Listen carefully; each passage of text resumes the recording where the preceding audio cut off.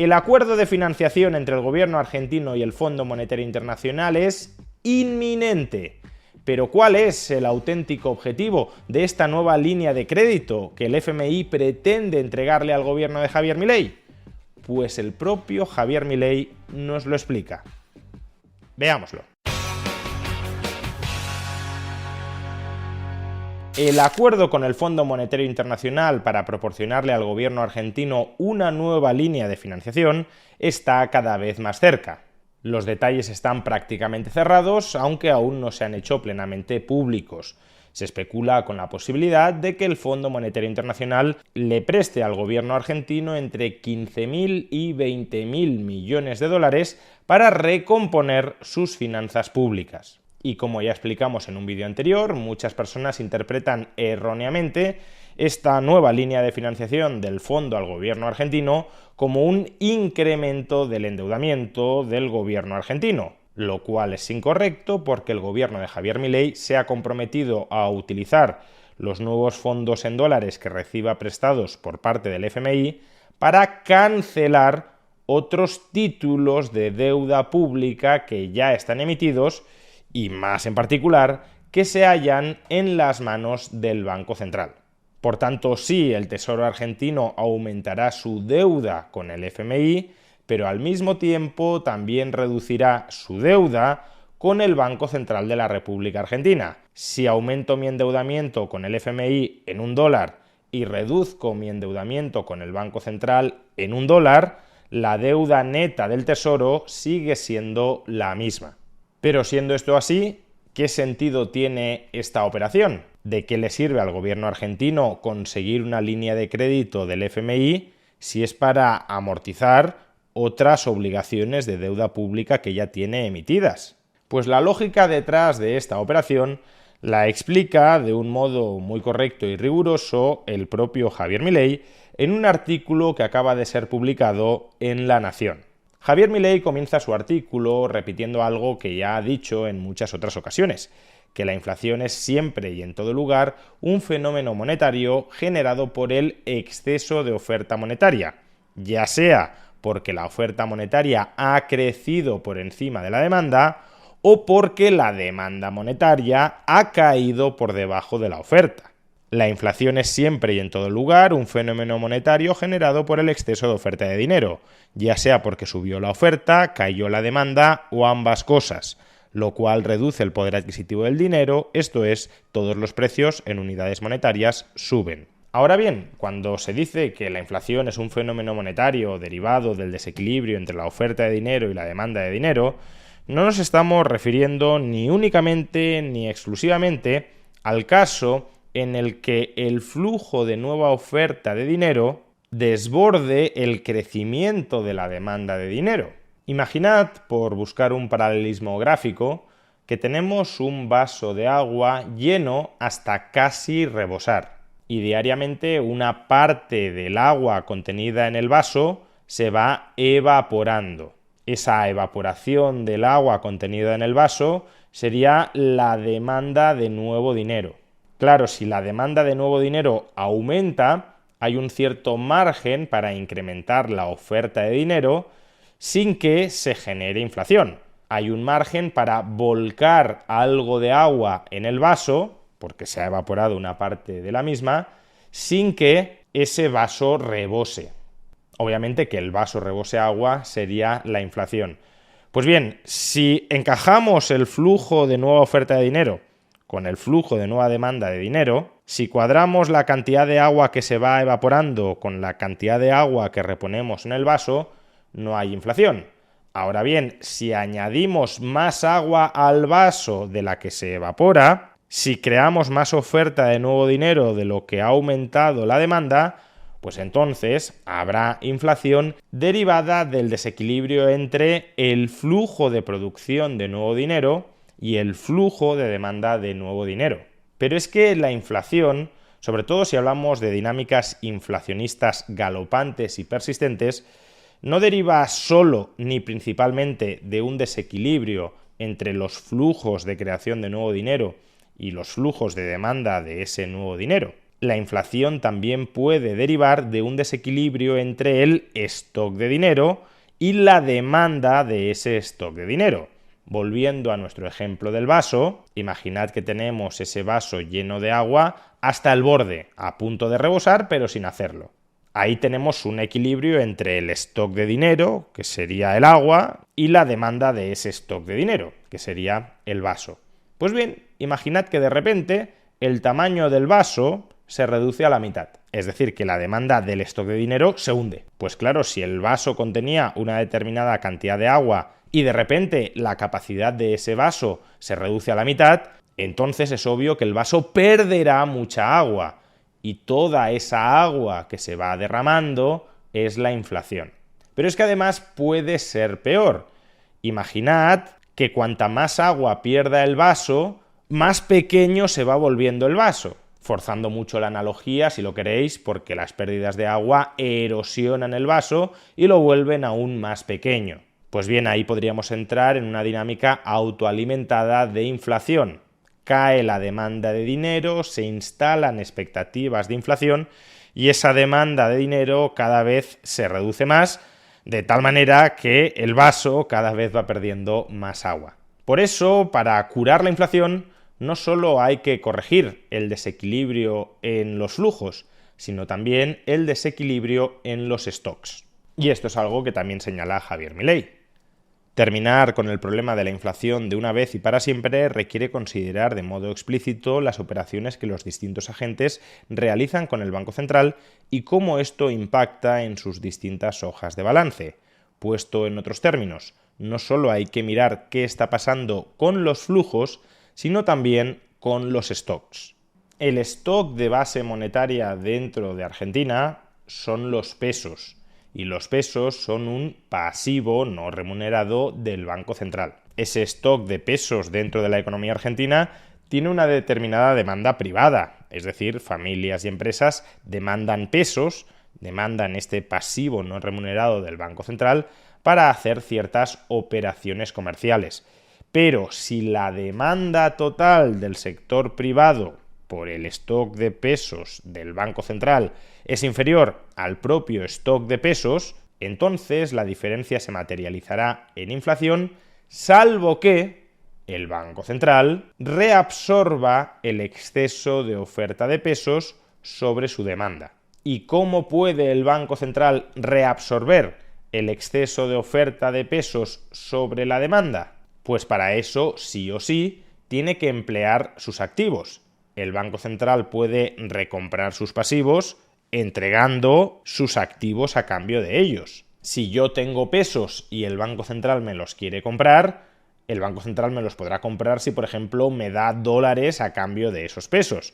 Y dándole los pesos que yo tengo al Banco Central, el stock de pesos dentro de la economía argentina se reduce. Y si se reduce lo suficiente el stock de pesos, puede terminar equiparándose con la demanda de esos pesos. Y si la oferta stock de pesos coincide con la demanda stock de pesos, no hay inflación. En realidad es algo más complicado de lo que acabo de explicar, porque si los agentes económicos son conscientes de que el Banco Central no tiene la capacidad de recomprar el exceso de pesos en circulación, y por tanto, si los agentes económicos anticipan que va a haber una inflación persistente que el Banco Central no va a poder contrarrestar, entonces la propia demanda de pesos cae. El propio miedo a que haya inflación y a que el Banco Central no sea capaz, o no tenga la voluntad, claro, de combatirla, termina generando por sí mismo inflación. Y al contrario, saber que el Banco Central tiene la capacidad y la voluntad de estabilizar el valor del peso de sus pasivos si fuera necesario, contribuye a incrementar la demanda de pesos. Porque si los ciudadanos no esperan una alta inflación en pesos de cara al futuro, estarán más dispuestos a mantener parte de sus saldos de liquidez en pesos. Esto es algo que también señala Javier Milei en su artículo.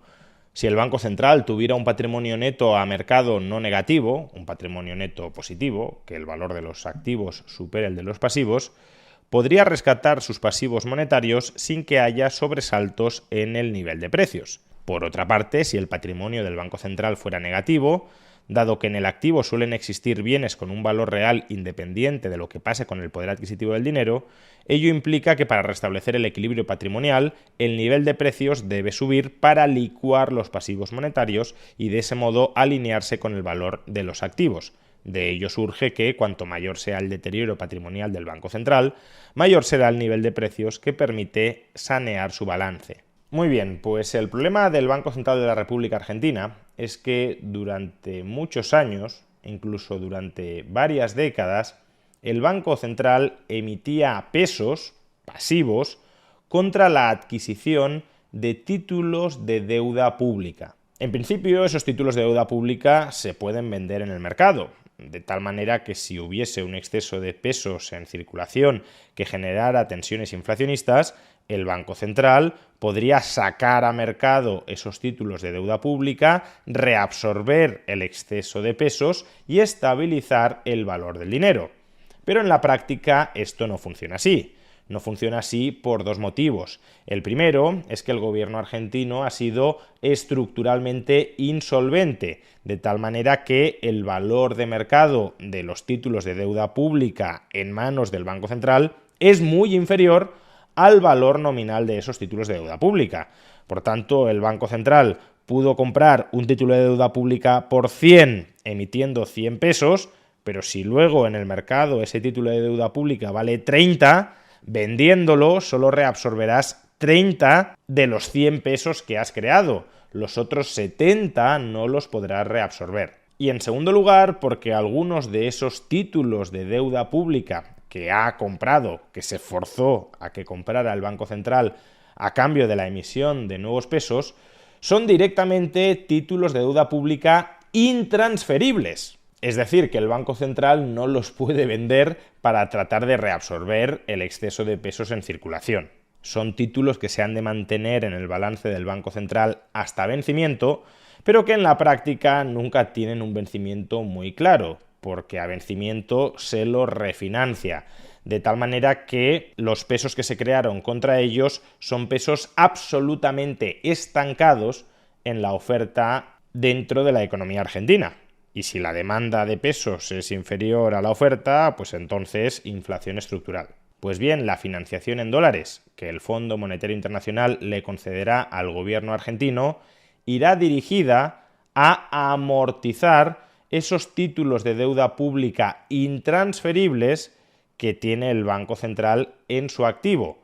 Es decir, se reemplazará un título de deuda pública que el Banco Central no puede emplear para estabilizar el valor de sus pasivos, el valor del peso, por dólares contantes y sonantes que sí puede utilizar si es que llega a ser necesario para estabilizar el valor del peso, que quizá, como decía antes, ni siquiera sea necesario utilizarlos, porque si los agentes económicos saben que el Banco Central tiene la capacidad y la voluntad de estabilizar el valor del peso, tiene las herramientas para hacerlo, la propia demanda de pesos puede aumentar y el desequilibrio monetario entre oferta-stock y demanda-stock desaparecer.